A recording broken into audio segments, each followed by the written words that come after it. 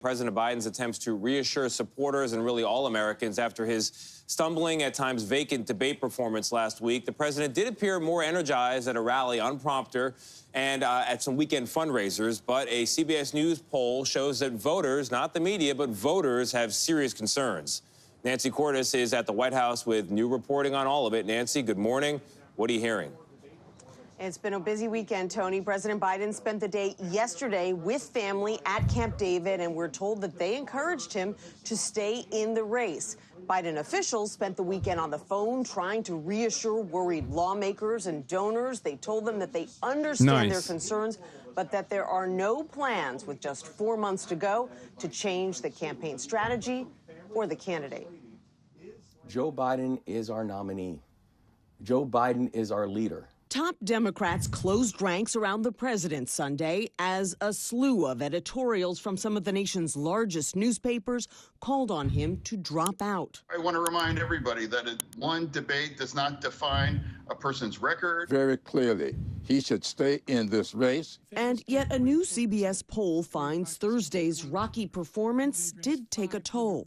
Look, if we finally beat Medicare, 72% of voters now believe Biden does not have the mental and cognitive health to serve as president, up from 65% before the debate.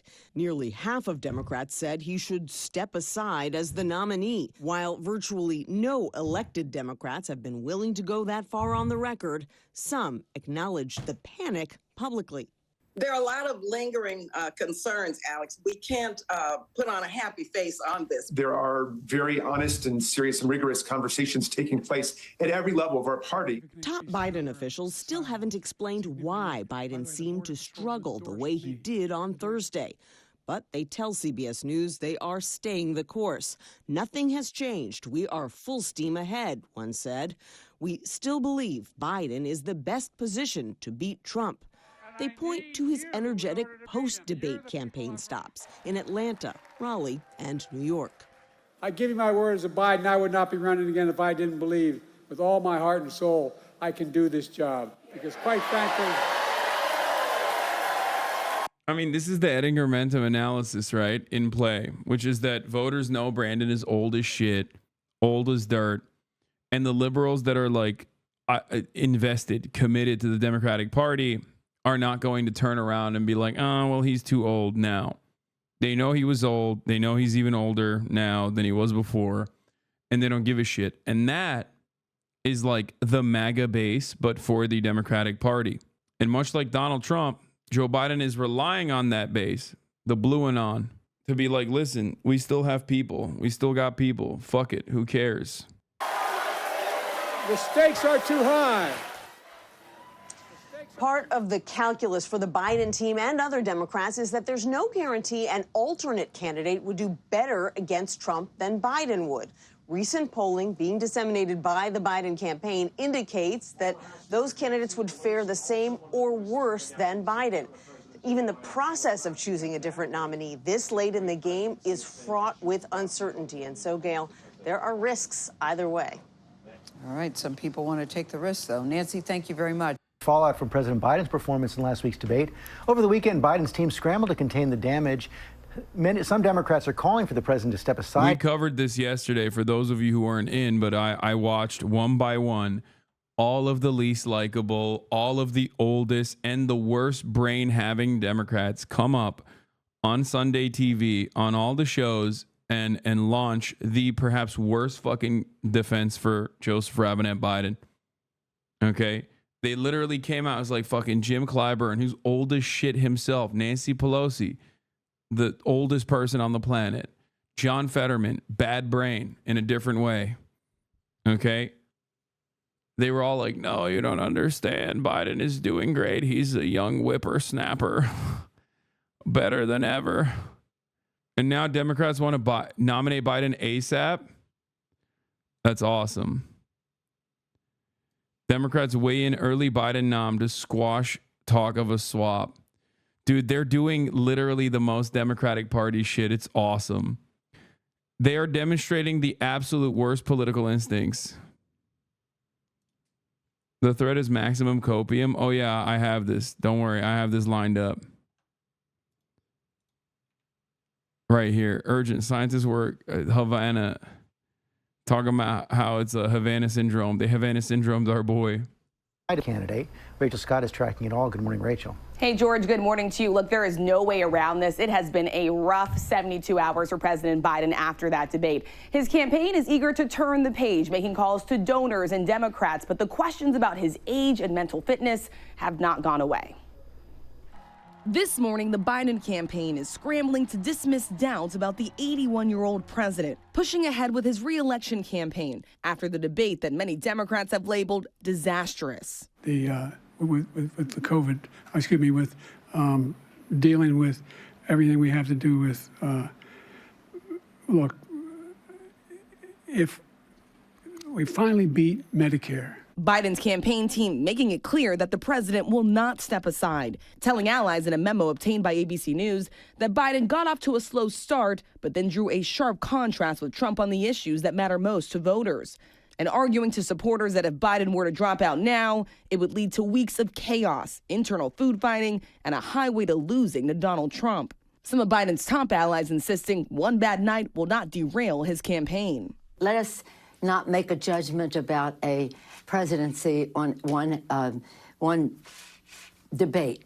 Let's talk about what it means to people in their lives. He knows, as the American people do, that when you get knocked down, you get back up and you fight harder. That's what he's planning to do. But Democratic Congressman Jamie Raskin admitting there are honest and serious conversations happening within the party. There was a big problem with Joe Biden's debate performance. There are very honest and serious and rigorous conversations taking place at every level of our party. The president heading to Camp David for the weekend as the New York Times editorial board called for him to step aside, insisting continuing his campaign would be a reckless gamble given the significant threat Trump poses, adding, the greatest public service Mr. Biden can now perform is to announce that he will not continue to run for re-election. But Biden himself has made it clear he's not going anywhere. I don't walk as easy as I used to. I don't speak as smoothly as I used to.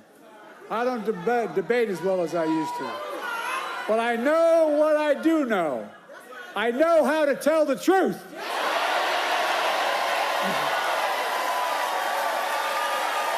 I know right from wrong. And I know how to do this job. Yeah, the crowd at that rally chanting, yes, you can. Dr. Joe Biden, who was on this month's cover of Vogue, told the magazine this weekend they will not let those 90... That's crazy, by the way. What the fuck are we doing? First Lady Jill Biden, we will decide our future. She's literally like, she's signaling. She's like, yeah, I will decide your future. Okay? I'm holding the strings of power in my hand. This is the most Democratic Party thing to do, actually. With down ballot Dems being a massive source of complaints to the press pool about Biden's placement on the ticket, insulting the backbench is clearly the worst possible option. A Biden campaign fundraising email tonight, including a polling graphic comparing Biden versus Trump to potential alternatives, including Harris, Buttigieg, Newsom, Booker, Whitmer, Klobuchar, Shapiro, Pritzker. The inclusion of the information feels more revealing than the info itself. Dude, that's awesome. Saying that the Democratic Party has no alternatives in comparison to the fucking old man that 75% of Democrats want off the ticket is so sick. I'm telling you, dude, this is a suicide mission. It's fucking awesome. This is like Hillary Clinton shit. So I'll let you in on a little secret, okay? Hillary Clinton and Joe Biden hate each other. There's a couple different groups within the Democratic Party that have always like fought for control. And since the Clinton era, you have the Clintonites, okay? And then post-Obama, you have the Obama people, right? And Biden has a lot of the Obama people as well. And the Obama world and the Clinton world are almost always at odds with one another. But this right here is positively Clinton shit, okay? This is literally the most Hillary Clinton-esque thing that I've ever seen. Just like dunking on other more popular figures in the Democratic Party like this to your donors is so funny. It's great. Keep it up. Keep it up, big dog. On a text I got from the DNC, they said that they log not voting for Biden as a vote for Trump in some of those polls. They're going to be running attack ads like this for every D senator. Worst debate I've ever seen in my entire life. No two ways about it. That was not a good debate for Joe Biden. Panic, panic. Panic. Not just panic, it's pain. Oh my God, oh my God, oh my God. So what do we do about this? Everything we have to do with What would you have Joe Biden do to make the case that he's not an elderly, well-meaning gentleman? People are going to see it in the campaign. No question he's prepared to do this job today and would be were he reelected. One of my best buddies, very close friend, one of my closest friends, Bobby Casey. I have a lot of confidence in his leadership. No question he's prepared to do this job today. The worst debate I've ever seen in my entire life. No two ways about it. He's wearing a muzzle, brother. A Biden muzzle. The Supreme Court retroactively made Watergate legal with their decision today. Lamau, I know, we already covered that. Dude, American politics is great. It's decline. Empire and decline is the era. Oh, Jen Psaki's clapping back. Let's go. It's a Psaki bomb, baby. There are a lot of important discussions and debates about this political moment we're in and the path forward, but the notion that the issue of the debate was a prep process done by people like Ron Klain and Anita Dunn, not Anita Wynn, Anita Dunn, who have successfully prepped many candidates, including Obama, Clinton, and Biden, is absurd. It was a bad debate. I have no doubt they were tough, strategic, and direct. Believe me, I've seen them in action, but prep does not always determine the outcome. Biden was bad. Important combos about what happens next. But if you're directing your ire at the prep, you're not talking about the right things. Who the fuck? Dude, I thought the prep was literally just, the prep was just the worst possible way to try and defend the horrifyingly bad debate performance. Nobody actually believes the prep was at fault. Okay? No amount of preparation is going to cause you to turn the issue of abortion into an immigration conversation. Okay? It's just like, that's so dumb. That's not prep. That's just Brandon's brain being poop. Okay? It's poo-poo. It's poo-poo brain. Yeah, he prepped too hard. That's why he prepped too hard. That's why he turned around and said, we beat Medicare. He should have prepared less, dude. Yeah. No, there is no way to prepare against dementia, okay? You're going to have your on moments. You're going to have your off moments, especially according to the recent reporting from Washington Post. The president apparently not so great after 4 p.m. Between the time frame of 10 a.m. and 4 p.m., he's fine. He's a dynamo, okay? Guess what? After 4 p.m., don't expect him. Don't expect him to have any light behind those eyes, which is a pretty fucking wild prospect for the leader of the free world. You know what I'm saying? For the goddamn president of the nation.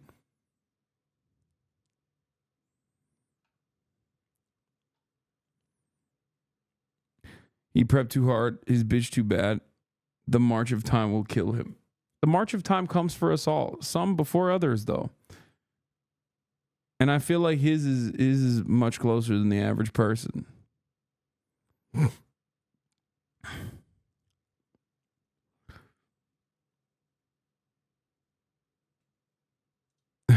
That's a funny tweet. I can't believe the Supreme Court just ruled that the president can sleep outdoors in a public space. Why do people think Biden having a bad debate means Trump did not? I don't know who's thinking that, but I can tell you that Biden having a really bad debate makes it worse because then people aren't talking about how bad Trump was. I talked about how bad Trump was. I talked about it in conversations that I had with fucking Piers Morgan. But the reality of the matter is most people are only hyper-focusing on how fucking insane it is that we have a goddamn president who literally cannot string sentences together. Guys, pull yourself out of like the immediacy of the situation for a moment and just like think about it, okay? Like sometimes I like to imagine myself like an alien watching the planet from afar. You know what I mean? And it's just like, that's the guy? Like, really? That's the guy, that's the president right now? That is the motherfucking president right now? That guy has nuclear launch codes? The fuck? Like, It's mind-boggling. And it was mind-boggling when Trump was president. And it's still fucking mind-boggling that you know, Biden is president right now. Anyway, yeah, they're just pretend you're in Toronto. Yeah, I that's the one other place on the planet that I would rather not be at. Is it Jover? I think the funniest part about this is that it's not technically Jover because the Republicans are so bad. Which is crazy that the Democratic Party is relying on that. Like it's still not Jover. But it shouldn't be Jover at all. It shouldn't even be close to Jover.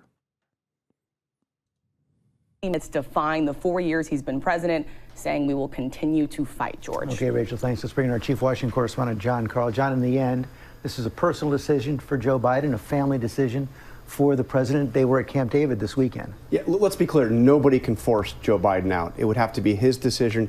He was with his family at Camp David. They were there for a photo shoot. There was absolutely discussion of all this. I am told the family has no debate whatsoever on this. They all believe that Biden must stay in and continue to fight. As one family member told me, he is in, we are in. I will add, however, though, George, Rachel mentioned what Jill Biden said to Vogue.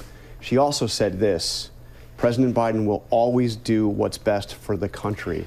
Right now, what they believe is what is best for the country is to stay in. But this is a fluid operation. It's a very fluid situation.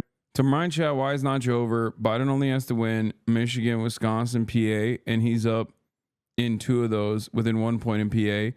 And the D's are crushing the Senate races in those races by 8 to 10, carrying Biden because ours are so bad. Yeah, except 1, it should not be that close at all. And 2, this calculation also forgets, obviously, like Pennsylvania is the most important state for this election. That's it. But beyond that, you have other Democratic Party like winnable states where, you know, the senators are doing well. Down ballot Democrats are outperforming Biden by like 10 fucking points. Okay, it's crazy. And Michigan is not a lock, according to Gretchen Whitmer. I literally, as of like today, Gretchen Whitmer came out and stated that this debate performance puts Michigan at odds. Something along those lines. Gretchen Whitmer did not say that. Whitmer had phoned O'Malley Dillon with more of an unambiguous SOS to relay that Michigan in the wake of the debate was no longer winnable for Biden. Like, she still says she's not, you know, she's the draft Gretch movement and delivers a warning to Biden. She's right. Michigan was already, she denied it. Regardless, Michigan is, regardless of what fucking Big Gretch is saying currently. Do in our state. There's no. Okay. Regardless of what she's saying currently, she absolutely, this statement is absolutely correct. And even before the fucking debate, it was correct. You want to know why before the debate it was correct? Because uncommitted votes are massively important in the primaries in Michigan and in fucking, like, you got Minnesota, you got Wisconsin, you got Michigan. These are places that Biden won, right? Except these are places where even in the fucking primaries, there's like a massive amount of people who are in the Democratic Party primaries. Remember, the real uncommitted voters do not fucking vote, okay? They just don't vote in the primaries at all. We're talking, if you're voting in the Democratic Party primary, that means you're a fucking ride or die Democrat, okay? Ride or die Democrats that went to the primaries and literally voted uncommitted in margins that are consequential, sometimes larger numbers than the fucking numbers that Biden won the state in the last election. Yeah, you got Minnesota Klobuchar's up 10, Biden's up 2 points. It's ridiculous. Chatter said all Biden has to do is sweep the Rust Belt. Like, that's an easy thing to do. No, the blue wall back in the day, it was a blue wall. It's not anymore. So it's not an easy thing to do. But given its history, could. or rather, it should. The Democratic Party should win there, okay? Should sweep. But here's why they're not. Rachel, and Democrats are concerned. We've seen some expressions of it, a lot of rallying behind the president as well. The bad debate argument is flawed because I can't recall a single bad debate that led to the entire party freaking out about whether or not the person is capable of doing the job. Dude, I think my opinion on this is that like everybody that's chirping now literally knew what the fuck was up, but didn't have like enough momentum to be able to come out and swing. Okay? But now they're seeing the New York Times write that article and they're like, yeah, dude, what the fuck are you doing? I think it just gave people the confidence to openly state it. Or rather, they were looking at the debate and legitimately going, okay, I want to believe all of the fucking writing about how Biden is a dynamo behind the scenes, even though I'm seeing all the fucking images of his like public appearances where he doesn't look like he has it. Okay? And they saw the debate performance and they were like, well, he didn't fucking meet the expectations. Like, what are you supposed to do? And the irony is the debate was set this early for this reason. It's not like the debate was set at a different date. It was set early for this reason. This was the reason. This is why they did it, because they wanted to, one, show how fucking kooky Trump is, and he certainly is, right? How crazy Trump is. And two, perhaps more importantly, Biden had one mission, and that mission was to show the world that he is very much alive. He's not dead. I promise you, I'm not a cadaver. Okay? I'm not a cadaver. I'm not like strung up like a puppet and people are just like moving my body and my mouth. I promise you I'm coherent. Okay? I'm not dead. And he couldn't do that. He showed the world that he is, as a matter of fact, dead. Okay? Not early enough. Wasn't before 4 p.m. True. I meant early as in like the date of the debate. It's not being held in fucking September. It's being held, last week.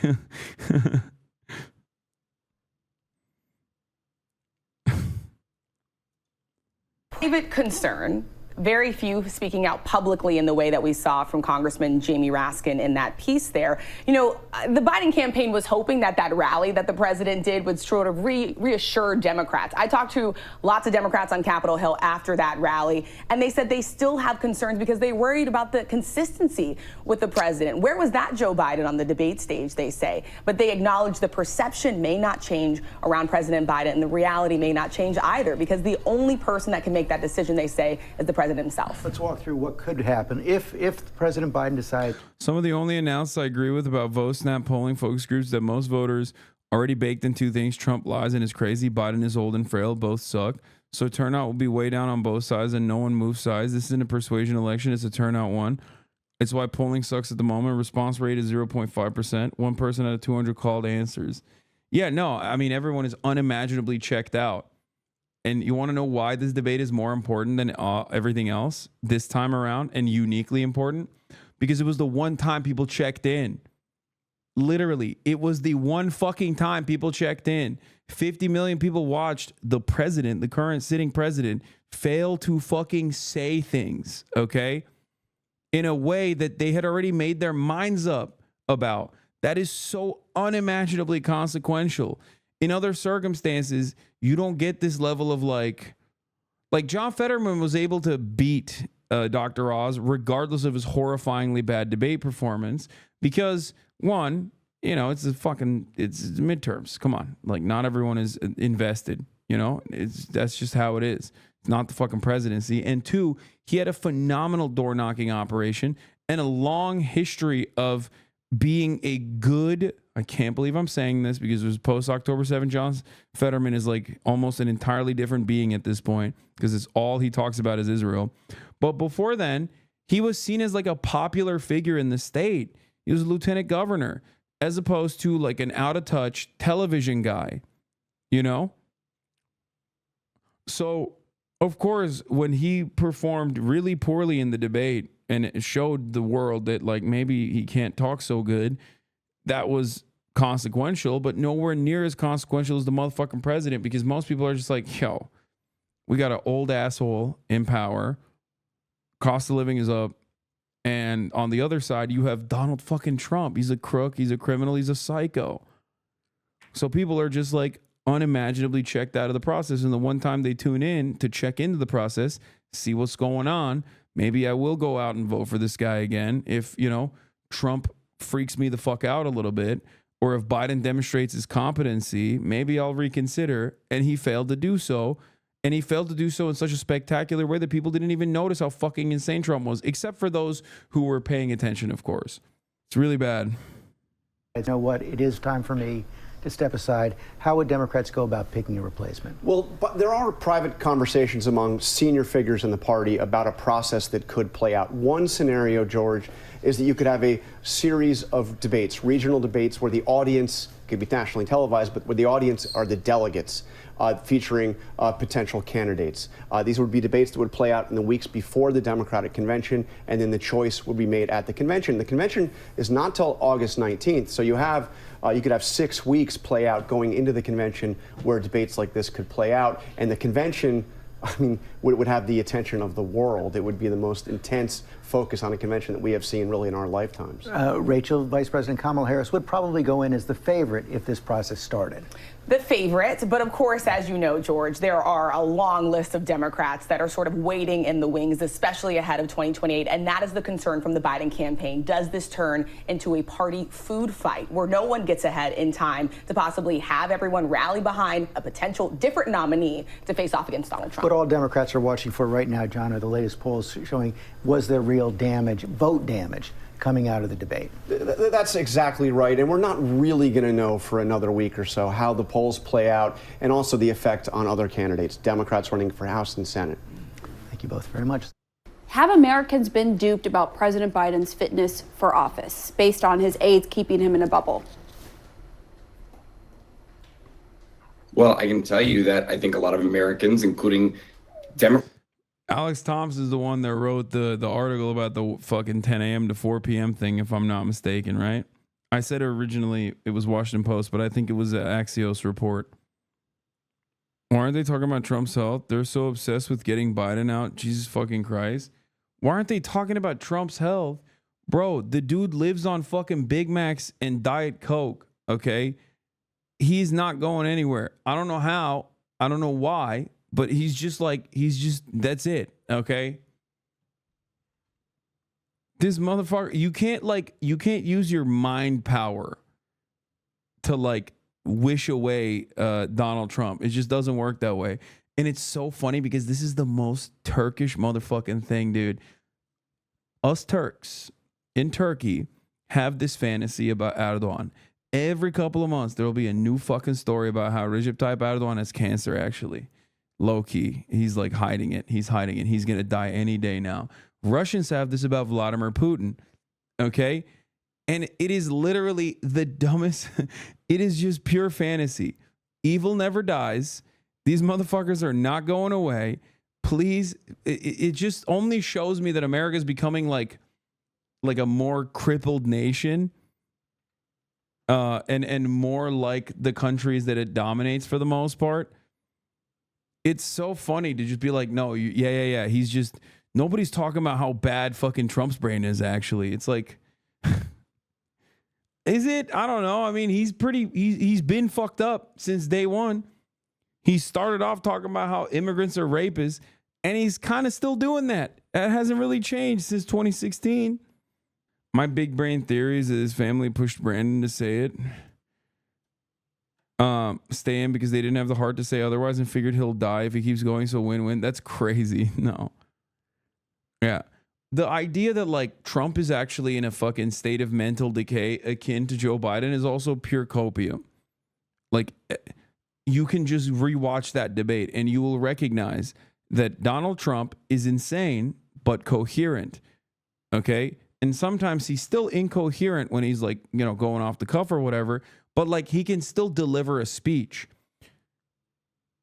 Joe Biden, on the other hand, is probably sane when he has his moments, but he's completely incoherent.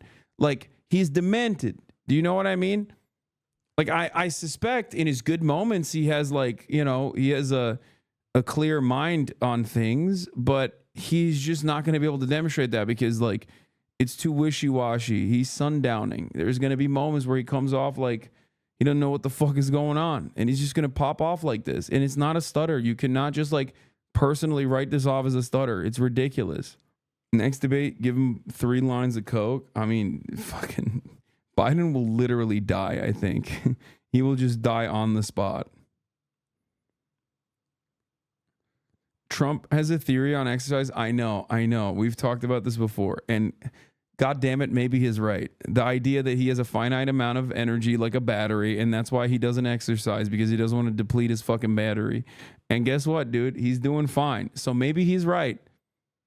It's one of my funniest Trump tropes, is that he thinks his heart is like a battery. From the Democratic Party, lawmakers that have actually spent time with Joe Biden have felt duped, have felt gaslit. And part of the reason that I wrote this piece is because that anger, that frustration also includes people in the White House as well. The fact of the matter is that really only about 20 people regularly interact with Joe Biden on a day-to-day basis and sort of an intimate way. A lot of the other aides, even ones just 1 or 2 clicks outside that inner circle, you only see him every once in a while. And, they've noticed, little, gaffes, or you can call them brain farts, but they were always in ways that you could sort of rationalize them as, well, anyone could say that. And, he's always been a bit loose. So the fact is that aides in the White House were just as shocked as many other Democrats on the Hill at what they were seeing. And there was real anger and there was sadness because they felt like this would maybe hurt them in the election. There was like anger. They felt that they had not been told the truth by their bosses. And a lot of them still feel like they are not getting clear answers as to what happened in that debate. And was this the first time that Joe Biden acts like that blank face stare, the mouth agape, not being able to put sentences together? There was this feeling that there is no way that this was the first time this happened. And there's a feeling that it's not going to be the last time it happened. So there is not just discord within the Democratic Party writ large. There's also discord within the White House, within the Biden campaign as well. And you're seeing the public perception of all of this playing out in the polls. There's this new CBS poll taken after the debate, and it asked the question, should Biden be the nominee? Among Democratic registered voters, 55% said he should stay in the race, but 45% said he should step aside. And then you look at, does Biden have mental and cognitive health to serve as president?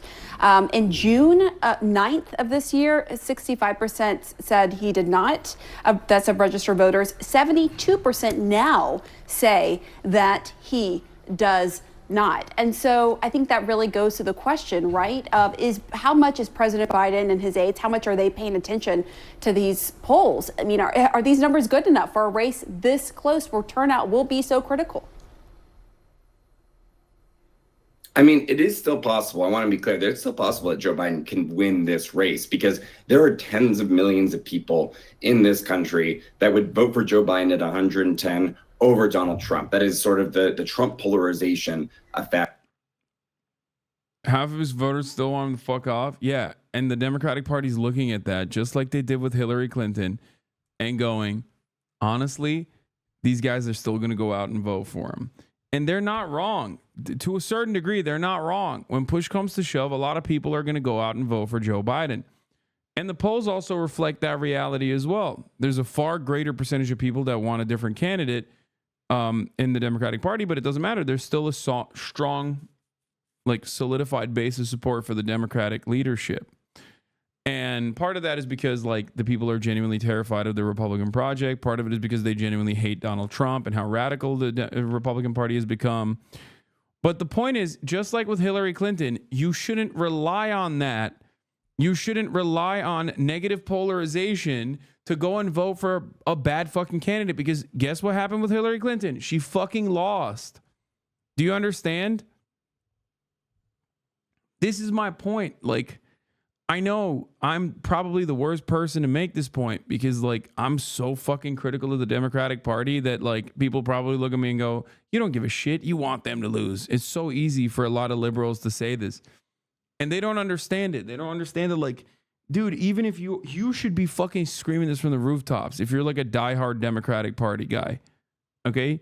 If you're the most annoying liberal on the planet, you should be genuinely trying to replace Biden. And I still think it is possible to win. The bigger question is whether or not he can serve adequately in the job he is running for 2 years from now, 3 years from now, 4 years from now. But to your point about the polls specifically, it's going to be really critical to see how people respond once we get more polling. The CBS poll was really only what we have so far. There are polls in the field right now. We will see if we get any before the July 4th weekend. We'll almost certainly get some in the week after. Donors are looking at them very closely. Democratic lawmakers are looking at them very closely. And there could be sort of like a run on the bank effect if it shows a real collapse of his support, but we don't know. Let me quickly ask you about his family telling him to stay in the fight. You have First Lady Jill Biden telling Vogue magazine the family will not let those 90 minutes define the 4 years he's been president, and maintained we will continue to fight. But how much is a family's stance about Biden's legacy and remaining time in office versus the 4 years in office if he were reelected? To remind everyone, if he were reelected at the end of those 4 years, he would be 86. There's nothing funnier to me than all of these conspiracy guys loving RFK Jr. because he is such a regular fucking Democrat in every sense of the word. NPR finally interviewed RFK Jr. And in that interview, he, of course, said a bunch of shit like NPR is never showing my debates or my rallies because they're too afraid of the truth, whatever, right? So the NPR was asking, like, okay, so what are your opinions on foreign policy? Like, how do you differ from Joe Biden? How do you differ from Donald Trump? He's like, we need to cut military spending. We need to balance the budget. And I was like, oh my God, he's talking about fucking balancing the budget. But hold on, let him cook. He's talking about cutting military spending. So then NPR asked him the question. Okay. You go, okay, what aspects of military funding would you want to cut? He's like, oh, we need to go back to like Cold War era spending. If it was good enough for the Cold War, then it's good enough for us now. Fine. And then they're like, so would you cut funding to Ukraine and Israel? And how did he answer that question? How did RFK Jr. answer that question? He said, I would cut funding to Ukraine. And of course, NPR predictably did not follow up on that and went, what about Israel? Would you not cut funding to Israel? Because of course he wouldn't, because he is like, on that front, he's basically just a Republican. On every other issue, he's a regular old Democrat. He is a regular run-of-the-mill Democrat who just is an anti-vaxxer, anti-medicine. I don't even want to just say anti-vaxxer, because RFK Jr. seemingly is anti-medicine, which I think is funnier than just simply being an anti-vaxxer. And honestly, that's it. You're like, I want the regular old Democratic Party agenda, but I also think medication makes you gay and autistic. If you're that kind of guy, RFK's for you. And it turns out there's a lot of people. There's a lot of people who are like that, apparently. Significant enough. I mean, it's such an interesting question. You know, the Biden campaign, Biden political life has always been a family affair. And you know, they are now in their bunker and they are trying to rally. I've been watching you for a long time. I'm surprised you haven't talked more about RFK. Seems so much better than Biden. Not captured by corporations. Most important thing since Biden's doomed to lose. What are you talking about? RFK's not captured by corporations because he's already a run-of-the-mill Democrat on issues that fucking matter. Kind of a Republican on issues that are also pretty consequential. Okay, specifically so that he can, like, you know, become an outsider, seemingly be an outsider. But that's it. That's the reason why I don't talk about RFK Jr. Because he is not the outsider ball player that you guys want to believe he is. Okay, he's just the crank guy. I was right on Andrew Yang before, when everyone was glazing him in independent media. I was right on Tulsi Gabbard when everyone in independent media was glazing her. Okay, and I'm right on RFK now. Please stop with this fucking nonsense. Oh my Lord. Every fucking 4 years, there's a guy like RFK Jr. that comes out, okay, and presents themselves as this like outsider in the realm of politics. And every crank lover of like, heterodox thinking will gravitate towards that candidate like a bunch of fucking Jimmy Dore lovers out here. Okay. And every goddamn year I have to have this conversation. This year I didn't have this conversation at all because most people don't give a shit. So even the cranks don't give a shit that much. So they're not constantly coming in here being like, well, what about RFK? What about RFK? What about RFK? RFK, if you look at his fucking policy papers, he is literally just a regular fucking Democrat. And somewhat of a conservative Democrat, as a matter of fact, on a lot of issues. He's also an unconditional dick rider of Israel. He's both anti-Semitic in the sense that he believes Ashkenazi Jews and the Chinese created COVID together, but he's also a relentless Zionist, which is awesome, I think. It's just really funny that people are like, this guy is a real outsider. It's like, bro, his last name is Kennedy. What are you talking about? An outsider. This is the closest to an American political dynasty we've ever gotten, aside from like the Bushes, you know? Sometimes feel at their strongest when they are under pressure like this. They sort of unite and link together. The problem is that, to your point, there's some serious concerns from longtime Biden allies, Biden confidants, that staying in this race could tarnish what is otherwise a pretty incredible, improbable in some ways, legacy of political life. Because if he stays in this race and loses to Donald Trump, that could end up being the first line of his obituary. And that's what people who really love Joe Biden are still a little bit worried about. Alex Thompson, thank you. So let's get more now from CNN senior White House correspondent MJ Lee. MJ, Biden campaign aides are vehemently dismissing the possibility that he will drop out. Of course, we don't really have that temperature check of polls to see where the American electorate is on a Biden candidacy. What are you learning today? Yeah, Brianna, that's absolutely right. The campaign for now is digging in.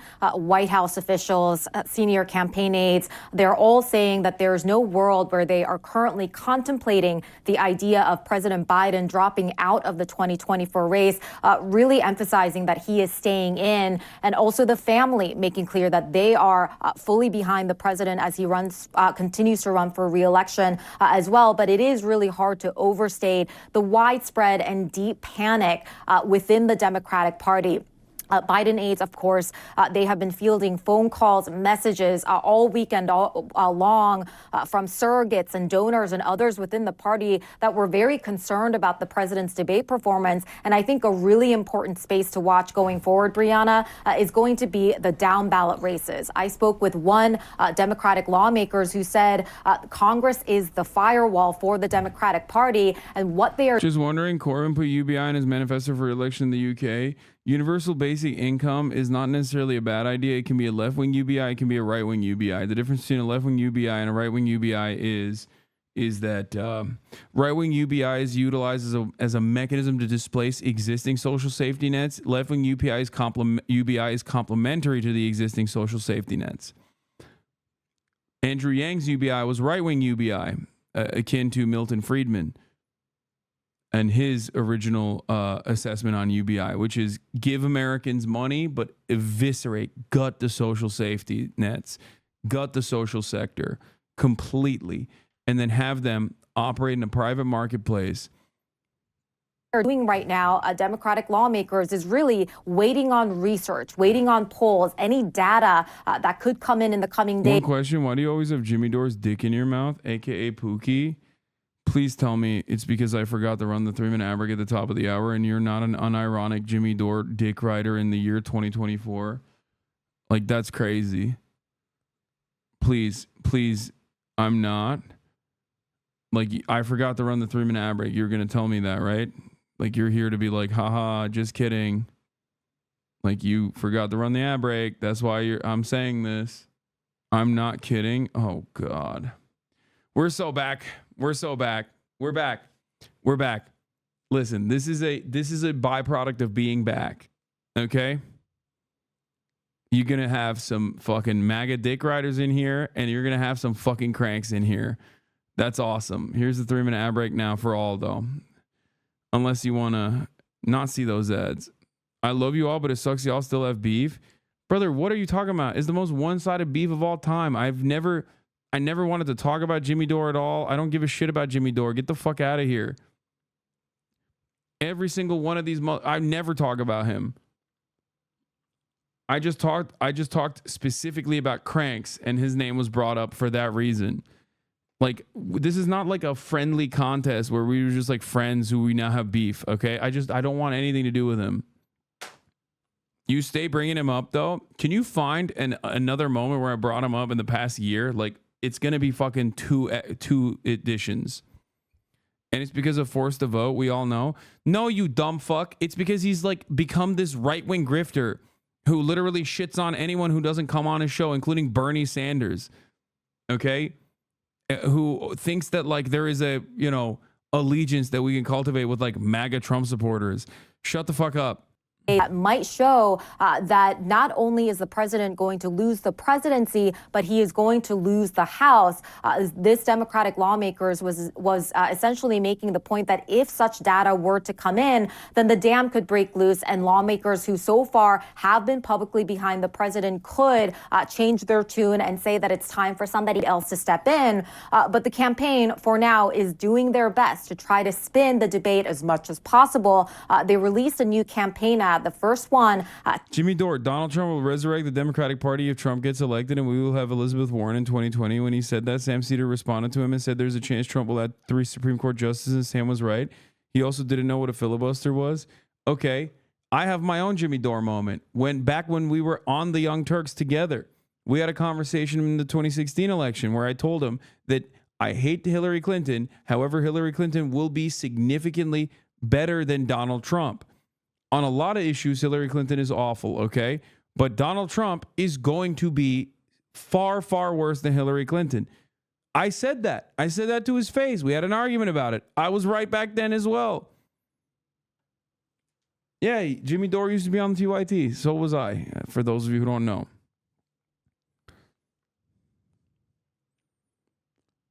But how do you know that? I don't know, because I have eyes. I experienced the past the Trump presidency. I saw it. I saw it happen. You know, I experienced it, as did you, I hope. Since the debate, basically highlighting what they said were the lies that Donald Trump spewed during those 90 minutes. Take a look. I know I'm not a young man, but I know how to do this job. I know right from wrong. I know how to tell the truth. And I know, like millions of Americans know. Like, you can't be serious if you're asking, like, how is Donald Trump worse, right? Like, we have a 6-3 overwhelming supermajority in the Supreme Court. That alone is enough. Like, what are we talking about? He also completely diminished every federal regulatory agency. He either put direct lobbyists into positions of power, okay? He put the worst corporate animals into positions of power, including like billionaires. And he refused to appoint people into positions that he was supposed to. It got so bad that fucking GM came out and was like, you really have to do something about carbon pollution. Or no, not carbon pollution. The what was it? He deregulated fracking. And it got so bad that even American industrialists were like, we have to dial this back a little bit. Like, it's just out of control. When you get knocked down, you get back up. Really speaks volumes, Brianna, that this ad pulls from Donald Trump and what he said during the debate, but only pulls from the president and his appearance. I mean, dude, I'm still not done with the Trump shit. Largest fucking tax cuts for corporations and the wealthy at a time when like unimaginable profits were happening. Unimaginable profits. Since the Reagan era, Donald Trump brought forward the largest tax cuts. And the funniest part about those tax cuts were that at the top marginal tax rate, those tax cuts are permanent. Every other tax cut, however, all the little fucking $5 at the end of the month that you got back in your pocket, those sunset because they don't give a fuck about you, okay? Tax cuts are made permanent for the wealthy and the corporations, lowering the corporate tax rate, lowering the top marginal tax rate. Meanwhile, your tax cuts have sunsetted or are slated to sunset next year. At a rally the day after the debate and not from anything that he said during the debate. Yeah, certainly. Is there any reaction, MJ, from the White House or from the campaign when it comes to this Supreme Court ruling on presidential immunity? Yeah, I mean, they're certainly seizing the news cycle to make the points that they already had been about January 6th and the issue of democracy overall, saying that this all goes to show, and their message hasn't changed on this, that January 6th was an event where Donald Trump played a terrible role for the country. and that all of this just is a reminder of the threat that Donald Trump represents. This is what one senior advisor to the president said in a statement. They said, today's ruling doesn't change the facts, so let's be very clear about what happened on January 6th. Donald Trump snapped after he lost the 2020 election and encouraged a mob to overthrow the results of a free and fair election. They also said Trump is already running for president as a convicted felon for the very same reason. He sat idly by while the mob violently attacked the Capitol. He thinks he's above the law and is willing to do anything to gain and hold on to power for himself. Just goes on to say that Trump is worse than before, more unhinged, commenting on what he said recently about being a dictator on day one. So basically, they're trying to make the point that regardless of the Supreme Court ruling today, their message on this point, at least, is going to remain the same.